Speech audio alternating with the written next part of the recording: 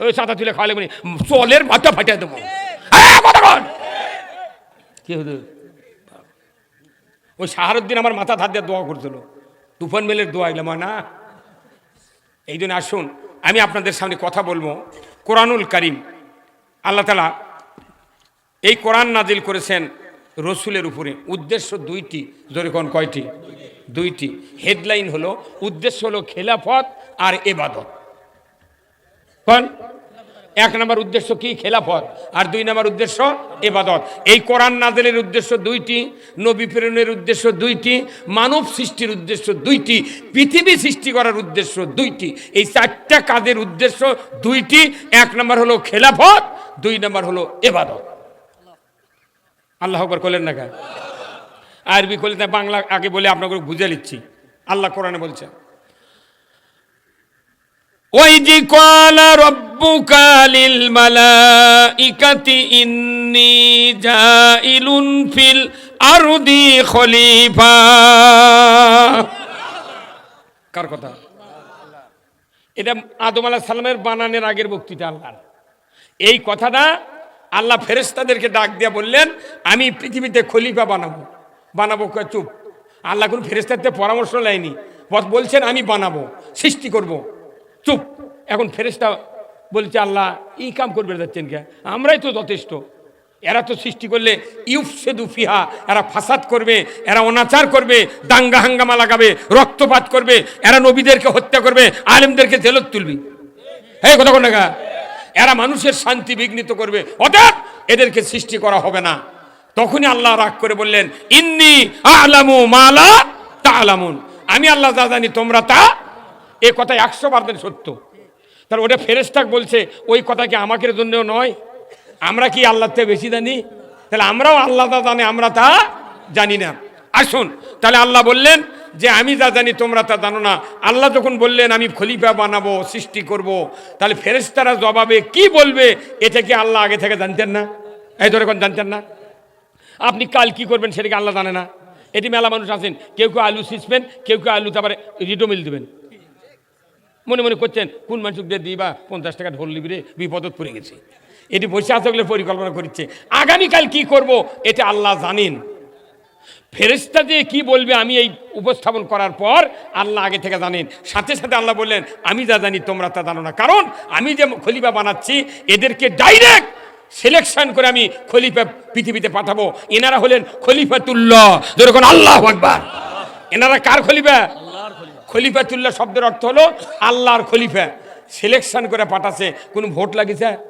আল্লাহ direct 1 lakh মতান্তরে 2,24,000 পয়গম্বর পৃথিবীতে পাঠাচ্ছেন খলিফা করে। কিন্তু একটা আয়াত আছে, আরেকটা আয়াত, এই দুটো আয়াত 104খানা কিতাবতি আল্লাহ নাজিল করেছেন। এই আয়াতটা বলার পর আমি খলিফার রহস্য বলবো, জোরে কোন আল্লাহু আকবার। আমার ভাইয়েরা, আল্লাহ রাব্বুল আলামিন কোরআনুল কারীমে বলছেন, কুল হাবিতু মিনহা জামিআ ফাইম্মা ইয়াতিয়ান্নাকুম মিন্নি হুদান ফামান তাবিআ হুদায়া ফালা খাউফুন আলাইহিম ওয়ালা হুম ইয়াহজানুন। আমার আল্লাহ বললেন, হে আদম বংশধর, পৃথিবীর জমিনে নেমে যাও, মিন্নি হুদান, আমার তরফ থেকে যে হেদায়েত বাণী যাবে, ফামান তাবিআ, যদি ইতাআত করতে পারো, ফালা খাউফুন, তোমাদের জন্য কোনো ভয় নাই, ওয়ালা হুম ইয়াহজানুন, তোমাদের জন্য কোনো দুশ্চিন্তার কারণ নাই। জোরে কন্যা মারহাবা। কোরআন মানলে ভয় নাই, চিন্তা নাই, কার কথা? না মানলে ভয়ও আছে। আমরা কথা বোঝেন না? মানলে ভয় নাই, চিন্তা নাই, না মানলে ভয়ও আছে। এলে অপোজিট উত্তর। আপনাকে ওয়ার শুনে শুনে আপনার জ্ঞান অর্জন করা লাগবে। তো খালি তাকে থাকলে হবে? হ্যাঁ, একটা বোঝা যাচ্ছে এটি ধাপ দিলে গর্তের মধ্যে পাওয়া পড়বি, আর না দিলে পড়বে না। এলে বোঝা লাগবি। তো আমি খালি পাথরের বলতে আর যুক্তি হয়ে যাচ্ছে, বা কি মরদ রে, কয়া দিলেও মনে থাকে না। তো আলুর কোদাল ধরলে গেলে মনে থাকে না। আপনি আলু লাগানোর বুদ্ধি জানেন, আলু যেদিন লাগায় বড় বড় কোদাল দিয়ে বাগুর বানায়, আর যখন বান্ধে দেয় তখন 2.5 ইঞ্চি কোদাল। কৃষক লালা ছোট হবি, বাগুর মোটা হবি। আর যখন বড় কোদাল দিয়ে লাগাবি তাহলে জায়গা বেশি থাকলো, তখন ওই জায়গা ওষার হয় বাগুর হবি, আর লালা হবি সেন। ব্রেনের মার দেওয়া লাগবে। আবার বাগুরও তো আমরা আগে আলু লাগাচ্ছিলাম 9 হাত মতো বাগুর হয়, 9 হাত মধ্যে মধ্যে আলু দিয়ে 9 হাত বাগুর। তখন দেখা যায় যে আলু শীষ লাগলে মধ্যে মধ্যে আলু দিয়ে উঁচা করা লাগে। আর আপনারা এখন আলু লাগাচ্ছেন 4 হাত করে বাগুর, কারণ কি পানি সমান্তরাল আছে। এগুলো বুদ্ধি খুব পারেন আপনি। আমি কোরআনের বক্তৃতা করি, কৃষিকাজও করি, কৃষিকাজ আমার তো বুদ্ধি দিলে যায় মানুষ, সব দিকে টোনটাই ঢোয়া লাগবে। আমার এলাকার যা যা কন তুমি আর বক্তা কতদিন হলে তুমি না ভীমাবাদ করে, তাহলে একজন বক্তার ভীমাবাদ করা যাবে না, গোয়েন্দাগিরিকে তোল্লার খাওয়া লাগবে, ওই চাঁদা তুলে খাওয়া লাগবে, চলের মাথা ফাটিয়ে দেবো। যার সংসার নাই এক গোয়েন্দাগিরি করে সারা খাওয়া কোনো পথ নাই। আগের সংসার, আল্লাহ রসুল বলছেন একজন সংসারী মানুষ যা স্ত্রী সন্তানের জন্য খরচ করবে কিয়ামতের ময়দানে সৎকায় জারিয়ার সব পাবে কি হুজুর। আর আমরা মনে করছি সংসার বাদ দেয়া ওই খালি দোকানে চা খাচ্ছে আর গোয়েন্দাগিরি করছে, এক ধাপকা আর এক ধাপকা দিয়া পরে যা তোর লাভ থেকে তোর সোলবল ভিক্ষা করে খাবি যা। প্রত্যেকটা ইমানদার সংসারের দিকে নজর দেবেন। সংসার যদি না থাকে আপনি স্ত্রীর কাছে বিরক্ত হয়ে যাবেন, স্বল্পলোক মানুষ করতে পারবেন না। এই জন্য পরিশ্রম করবেন। আপনার 2 বিঘা 1 বিঘা জমি থাক, আপনি পরিশ্রম করে সংসার তরতাজা করবেন, আল্লাহর হুকুম মানবেন, রসুলের আদর্শ মানবেন, সংসার করবেন, আল্লাহ আপনার সংসার বরকত দিয়ে দিবে। 1 বিঘা জমি যদি 20 মণ ইরি ধান পান 1 মণ ধান ওষুধ দিয়ে দেবেন। আমন যদি 10 মণ পান আপনি 1 মণ ধান ওষুধ দিয়ে দেবেন। তাহলে আপনার কি হবে? আল্লাহ 20 মণের বরকত দেবে। আপনি আল্লাহ দেবেন না, খাইতে ধনী হবেন, তাহলে রাস্তার যা গাড়ি ঠান্ডা লাগবে। আমার ভাইরা, আল্লাহ বলছেন কোরআন মানলে জান্নাতি। তাহলে যদি কেউ না মানে ধরে কন্যা কে কসে বিশ্বাস হয়? খালি ফেরাউন দোজক গেছে এটা বিশ্বাস হয়, নমরুদ দোজগত গেছে এটা বিশ্বাস হয়, আবু জাহেল আবুল আব দোজগত গেছে এটা বিশ্বাস হয়। আমি যে চলে যাচ্ছি ইসলাম না মানে ওইটা স্বীকার করে না। ভাইরা আমার, আবু বকর পরনের লুঙ্গি তবুকের যুদ্ধে দান করেছেন, সুবহানাল্লাহ। ভাই ইসলাম কায়েমের জন্য 20 টাকা দেন, কয় বুঝি। ওটা আবু বকর লুঙ্গি দিচ্ছে তবুকের যুদ্ধে, নতুন লুঙ্গি খুলে, তখন করছে সুবহানাল্লাহ। ওর থেকে 20 টাকা চাচি করছে বুঝি তো। আমার ভাইরা দিলের কান্দে শুনবেন, সারা রাত এটি বক্তৃত হবি আজ। কতক্ষণ? আজ শাহজাহানপুর পাস করে থুয়ে যাবো। এই কতক্ষণ? জান্নাতের দরজা লিয়া যাবো, ইচ্ছা করলে ঢুকবেন, না হলে বাড়ি বেরোবেন, কোনো টেনশন নেই। জান্নাতের ঢোকার বক্তৃতা কথা আছে, সেই জন্য মেলে একে চিন্নি করে দিয়ে থুছি। আগে আপনাকে বেনটা ঘুরে নি। ভাইরা আমার, কোরআনের হাদায়াত মানলে ভয় নাই, চিন্তা নাই। আমার আল্লাহ বলেছেন যদি তুমি না মানো, আমার আল্লাহ বলেছেন ওয়াল্লাযীনা কাফারু ওয়া কাযযাবু বিআয়াতিনা উলাইকা আসহাবুন নারি হুম ফিহা খালিদুন। আমার আল্লাহ বলেছেন ও পৃথিবীর মানুষ, কোরআনের কথাগুলি যদি মিথ্যা মনে করো, অবিশ্বাস করো, আমি আল্লাহ বলে দিচ্ছি কিয়ামতের বিচারের পর তোমরা জাহান্নামের আগুনের সাথী সঙ্গী হবে। আল্লাহ কি জ্ঞানের অধিকারী আল্লাহ জানেন। কোটি কোটি বছর আগে আল্লাহ জানেছেন, লৌহে মাহফুজে যেদিন কোরআনকে লিপিবদ্ধ করা হয় ওই দিন আল্লাহ জানতেন এমন এক শতাব্দী, এমন এক যুগ আসবে বাংলাদেশে নৈবেত্তিকের পড়াশোনা শুরু হবে। ছাত্ররা পড়বে না মোবাইল টিপতে টিপতে, কিন্তু এমন ছাত্র আছে পড়ে না, আন্দাজে টিক চিহ্ন দেবে, 16টার ভেতরে 11টাই রাইট হবে।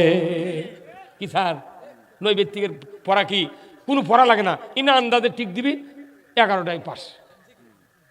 আমার ভাইরা, আল্লাহ তাআলা এই 2টা আয়াত নৈবেত্তিকের জন্য প্রেরণ করেছেন। বান্দা অল্প পরে তোমরা বুঝবা কোরআন মানলে জান্নাতি, না মানলে জাহান্নামী। তাহলে এখন আপনাদের যদি বিচার করবেন দিই, কোরআন মানবেন না না মানবেন? আজ এখানে যতগুলো লোক আছে 5 টাকার একটা কলম আর সাদা কাগজ দেন, আপনার প্রশ্ন লেখেন। 1 নম্বর প্রশ্ন কোরআন মানলে জান্নাতি, 2 নম্বর প্রশ্ন না মানলে জাহান্নামী। আপনার ঠিক চিহ্ন দেন, পরীক্ষার খাতা জমা দেবেন। যাই এটি আছে শুক্রবারও নামাজ পড়েন, এই সবাত আছে, উনিও ঠিক চিহ্ন দিবি 1 নম্বরও। কথা কয় না কেরা? আচ্ছা, এই লোকগুলো যখন বাড়িতে গেলেন, যার যার বাড়িতে 5 জন 6 জন 10 জন করে সদস্য আছে, প্রত্যেকটা শ্রোতা ওদেরকে আবার হাতে হাতে দিলেন, কাগজ দিলেন, কলম দিলেন। বাবা আর সন্ধ্যার সময় পরীক্ষা আছে, সকালবেলা কাগজ দিল, 2টা প্রশ্ন লেখ। 1 নম্বর, কোরআন মানলে জান্নাতি, না মানলে জাহান্নামী। 2 নম্বর প্রশ্ন, তুই টিক চিহ্ন দিয়ে সন্ধ্যার সময় আমাকে মাগরিবের পর জমা দেবো। আপনার ওই বাড়ি যদি ঈদের নামাজ না পড়ারও লোক থাকে, 1 নম্বর টিক চিহ্ন দিবি। ইউনিয়ন পরিষদে 9 জন পুরুষ মেম্বার, 3 জন মহিলা ভাইস চেয়ারম্যান। শুনলেই গায়ের পশম সিংড়া ওঠে। বাপ, ভাইস চেয়ারম্যান! প্রথম জানি মহিলা চেয়ারম্যান আলো বুঝছেন, আমার কাছে বাড়ির গেছে, হুজুর ভাইস চেয়ারম্যান দাঁড়াচ্ছি। তাই আমি তুই কি করবো? তুমি এমন কি করবো? করছে না, চেয়ারম্যানের পরই আমার পোস্ট। বাপরে, পোস্টে পরে দেখি 3 বছর পর চেয়ারম্যান এক ভাইস চেয়ারম্যান গিয়ে পলিয়া চলে গেছে। বাপরে, পদ রে! চেয়ারম্যান হয় ভাইস চেয়ারম্যান বার করে লেদা লিখে করলো, কি পদ রে! আবার আরেকদিন 6 মাস পর ভোট দেওয়া দেখি এক মেম্বার করছে, আপা 1 বান্দা পানি দেন তো। ওরে আল্লাহ, কি দামি পদ! কথা কন না গায়ে। 9 জন মেম্বার পুরুষ, 3 জন হলো মহিলা ভাইস চেয়ারম্যান। কথা ঠিক কিনা? আর একজন চেয়ারম্যান। এই মোট 13 জন লোক। সচিব যদি খাতা দেয়, কলম দেয়, চেয়ারম্যান মেম্বার সহ ভাইস চেয়ারম্যান সবার হাতে খাতা দিল, কলম দিল। আপনার লেখেন 1 নম্বর প্রশ্ন, কোরআন মানলে জান্নাতি, আর 2 নম্বর না মানলে জাহান্নামী। ওই ইউনিয়ন পরিষদে এমনও মেম্বার যদি থাকে 6 মাসে কোনোদিন ওযু করেনি, ইও ঠিক চিহ্ন দিবে, কোরআন মানলে জান্নাতি। কতক্ষণ? এইবার সংসদে আছে প্রধানমন্ত্রী, 300 জন এমপি, স্পিকার যদি বলে, সচিবেরা 300 জন এমপির হাতে কলম দাও, খাতা দাও, তারা লেখুক 1 নম্বর প্রশ্ন, কোরআন মানলে জান্নাতি, না মানলে জাহান্নামী। পরীক্ষার খাতা জমা দাও, কোথায় ঠিক চিহ্ন দেবে? আমার বিশ্বাস টাকলা মুরাদ মাথা হলো এয়ারপোর্ট। কতক্ষণ? ইসলাম সহ্য করে না। কতক্ষণ? এই টাকলা মুরাদের মতো লোক যদি ওই সংসদে থাকে, ওই বেচারও ঠিক চিহ্ন দিবে, কোরআন মানলে জান্নাতি। তাহলে বলুন তো, এই 4 জায়গাত পরীক্ষা নিতে কয় মিনিট টাইম লাগলো? দেশের মোট মানুষ তো কোরআনের পক্ষে এসে গেল।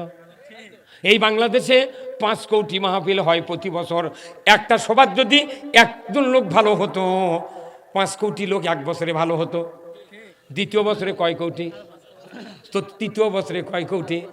চতুর্থ বছরে 20 কোটি লোক আছে, 18 কোটি।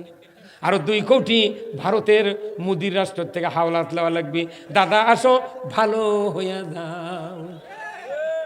4 বছরের মধ্যে তাম মানুষ ভালো হয়ে গেল হয়নি। কিন্তু আসল কথা হলো কেন ভালো হয় না?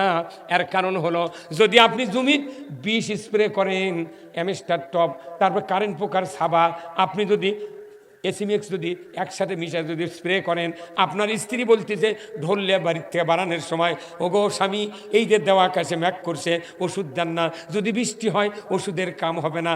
বইয়ের কথা না শুনে আপনি ঢললে ওষুধ জমির চলে গেছেন, ওই ম্যাগের মধ্যে ঢোলত পানি তুলে ওষুধ স্প্রে করে কেবল গিয়ে বাড়ি যাচ্ছেন, সাথেই সাথে মুষলধারে বৃষ্টি হওয়ার কারণে ওষুধ যা দিয়েছিলেন সব ধুইয়া পড়ে গেছে।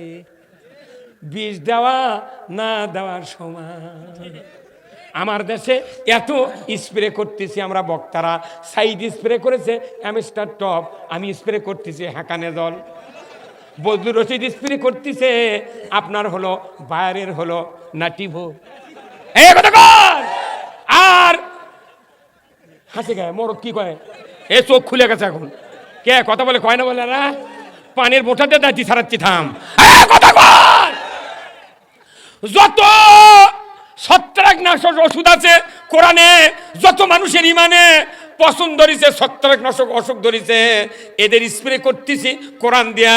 কেউ অ্যামিস্টার টপ, কেউ নাটিভো, কেউ হ্যাকানেজল, কেউ বিভিন্ন কোম্পানির ছত্রাকনাশক করতেছি। কিন্তু যখন দেখা যায় সরকার আইন করে ওই ছত্রাকনাশক ওষুধ ধুইয়া ফেলে দেয়, তখন দেখা যায় ওষুধ স্প্রে করেও কোনো লাভ হয় না। ঠিক, মানুষ ভয় করবি, খালি নেতাকে ভয় মানুষ চুপ করে আছে। আমার করছে কি, হুজুর আপনি তো দৈনিক ক্যানভাস করেন, তে আপনি যেভাবে ক্যানভাস করেন কোনো বক্তা তো বাড়ায় না। হ্যাঁ, উই না বাড়াচ্ছে উই বুঝবি, আমি বাড়াচ্ছি, আমি ফল পাবো। তো করছে হুজুর আমার কাছে বেশি আসবেন না। আমি কোনো তলে তলে ঠিকই আছি। তখন আমি কোনো শোন আরে কথা শোন, তুই কি মাছ মারার চায়না জাল হচ্ছু? কত কোনে গা এই মাছ মারার চায়না জাল দেখেছেন? কোথা কে চায়না জাল মানে? আমি কোনো চায়না জাল পানির মধ্যে ডুবিয়ে হয়, ওটা উঁচার হয় না, পানির মধ্যে ডুবিয়ে হয়। যে তুই তাহলে করছো গোপনে গোপনে আছি, তাহলে তুই চায়না জাল। নবীর সাহাবীরা সব চায়না জাল হলো হনি, এটি কি ইসলাম আলো হনি? তারা জীবন দেশে শহীদ হচ্ছে, তারপরেও তারা কোনোদিন আন্ডারগ্রাউন্ড হয় নাই, কথা ঠিক কিনা?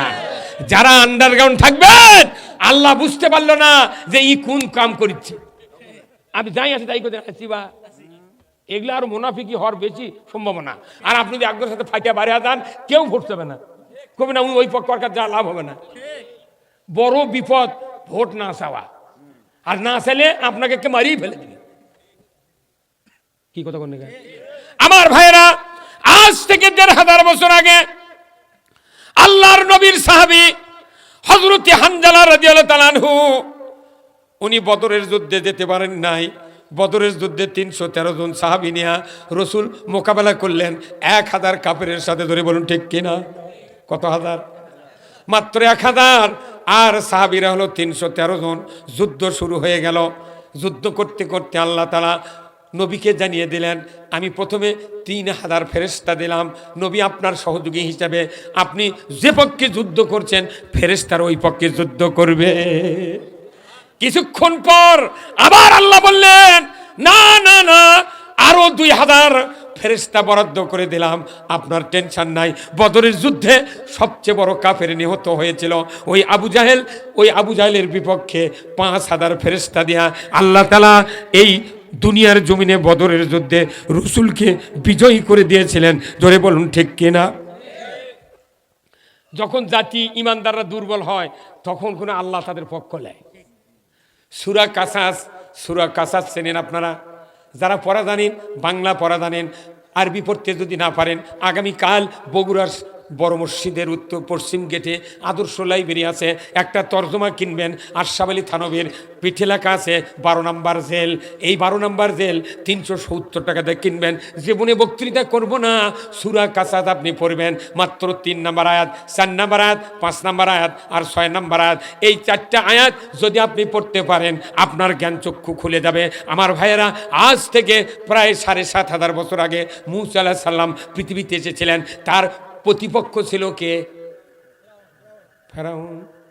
ফেরাউন প্রতিপক্ষ ছিল। কিরকম প্রতিপক্ষ? আল্লাহ বললেন আদুবুল্লাহ। ফেরাউনকে বলেছিল, হে ফেরাউন তুমি আদুবুল্লাহ, তুমি আমার দুশমন। আদুবুল্লি, আমিও তোমার দুশমন। আল্লাহর যে দুশমন, আল্লাহ আবার তার দুশমন, কথা ঠিক কিনা? এই ফেরাউন ওই সমাজের ৮০,০০০ মানুষের সন্তান হত্যা করেছে। ৮০,০০০ স্ত্রীর পেট ফাড়ে ফাড়ে তাদেরকে হত্যা করেছে। তারা যাদের টার্গেট ছিল শুধু ছেলে সন্তান যারা দুনিয়া আসবে তাদেরকে হত্যা করা। কারণ ওই সময় একজন ঠাকুর ছিল ফেরাউনের রাজ্যে, মাথার চুল নাই।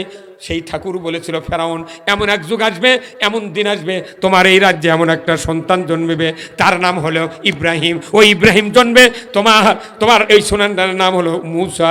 ওই মুসা জন্মে তোমার এই রাজত্ব ধ্বংস করবে। তুমি যে আদর্শের লোক, ওই আদর্শ আর তোমার কায়েম হতে দেবে না।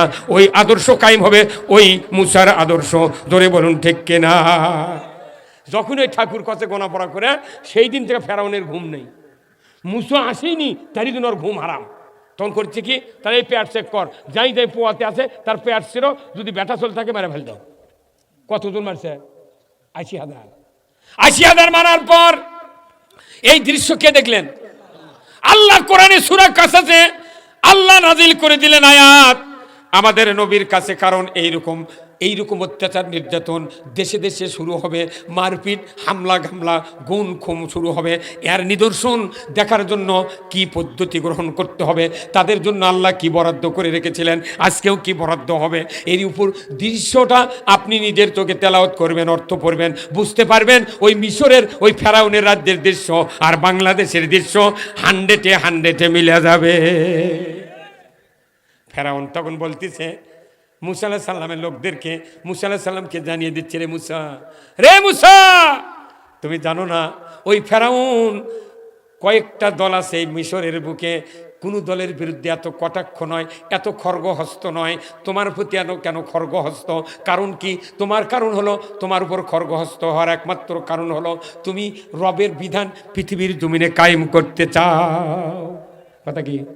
সেই ফুলেরই রৌশানিতে আরশ করছে রৌশান, সেই ফুলেরই রং লেগে আজ ত্রিভুবন ডালা, সাহারাতে ফুটল রে ফুল রঙিন গোলে লা লা, সাহারাতে ফুটল রে ফুল। আজ থেকে 32 বছর আগে, না তারও বেশি, 36 বছর আগে কাজী নজরুল ইসলামের কবর হয়েছে ঢাকা বিশ্ববিদ্যালয়ের মসজিদের পাশে। কথা কন না কেন? আচ্ছা, কেউ কি কোনোদিন চিন্তা করছিলেন যে ওটি হাদির কবর হবে? হ্যাঁ, উনি তেমন পরিচিত লোক আমরা জানি না, হাদি নামে এক লোক আছে। কি আল্লাহর খেলা! ওই মানুষটাকে আবার লিয়ে দেয়, ওটি কবর দিয়েছিল। তার মানে কি? তার কথা, ওই যে নজরুল ইসলামের যে কথা, ওই কথা তার মুখ দিয়ে বাড়াচ্ছে। যেভাবে কবিতা পড়িতে মরার আগে মনে হচ্ছে একটা করে বন্দুকের ফায়ার বের হয়ে যাচ্ছে। হ্যাঁ, কথা কথা। মুসা আলাইহিস সালামকে জানিয়ে দেওয়া হলো, রে মুসা, তোমার রাজ্যে কত সহযোগী দল আছে ফেরাউনের, একের পর এক দল আছে। ফেরাউন কোনো দলের প্রতি খড়গহস্ত নয়, তোমার দলের প্রতি এত খড়গহস্ত কেন? মানুষ সন্তানগুলিকে হত্যা করলো বেছে বেছে। কার দলের লোকের সন্তান হত্যা করলো? কার দলের? খালি মুসার দলের। আরো যে দল আছে ওরকে বাড়ি তো যায় না। এই যে চরমনার পীর, চরমনার পীর গত সরকারের সময় হাসিনা এক নাঙ্গট করেছে, গালি দিয়ে দেয়া। উনি আবার কি চাপা মারল রে, এতদিন তুই কথা দিয়ে দেয়া, কাইলাসে করছে থাকিলাম না। জামাত কোনো থাকবে না ভালো। বিদেশের লোক দেশের লোক কমেন্ট করেছে, আচ্ছা আপনি ভেনো হয় 1 লাখ দাঁড়ান, দেখি কয়শো সিট পান। 2 সিট পাতি তোর পান্তা খাওয়া লাগবে। কি ওদের হয় না? তাহলে দেখেন ওই সময় অনেক 12টা দল ছিল, কোন দলের উপর খড়গহস্ত নয়, মুসার দলের উপর খড়গহস্ত। আল্লাহ তখন বললেন, হে মুসা, তুমি চিন্তা করবে না, আমি চাচ্ছি যাদের উপর খড়গহস্ত বিস্তার করছে ফেরাউন, আমার ইচ্ছা ওদেরকে এই জমিনের শাসক আমি তৈরি করে দেব। বাংলাদেশে এতগুলা দল আছে, কার উপর খড়গহস্ত হয়নি? ওই কথা কোনে গা, খালি আমাকে কি চাপ দেশে আল্লাহ। এবার এগুলা দেখে ওই ফেরাউনের ওই ইতিহাস কোরআন শরীফ পড়তে পড়তে আমার মনে হয়ে গেছে, এখন আয়াতগুলো মুখস্থ করতে পারি নাই, চলতিছে মুখস্থের কথা। আমার আল্লাহ বলেছেন, রে মুসা, খবরদার খবরদার, তুমি বিষণ্ণ হয়ে না, চিন্তাযুক্ত হয়ে না। আমি আর মনের ইচ্ছা, আমার ইচ্ছা যাদেরকে খড়গহস্তে দমন করার চেষ্টা করছে, আমি সিদ্ধান্ত নিয়েছি তাদেরকে এই জমিনের কর্তৃত্ব দান করব। আল্লাহ এবার সিদ্ধান্ত নিয়েছে ওই ফেরাউনের ইতিহাস থেকে আমাদেরকে জানিয়ে দিয়েছে, যার উপর বেশি অত্যাচার তাকে এইবার ক্ষমতায় বসাইবে।